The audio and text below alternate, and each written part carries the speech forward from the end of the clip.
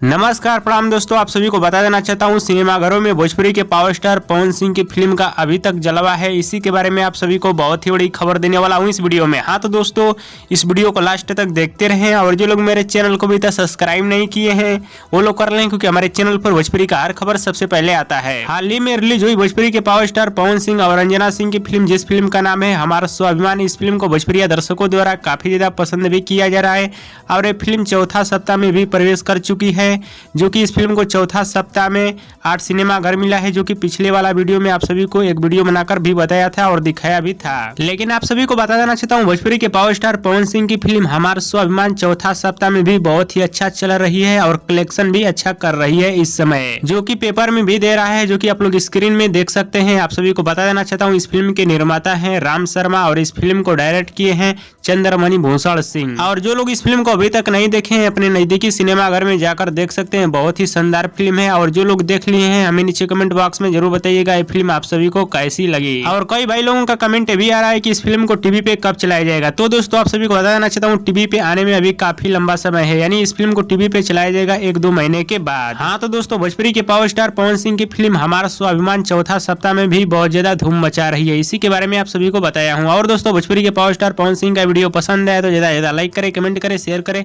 Subscribe करें। धन्यवाद दोस्तों।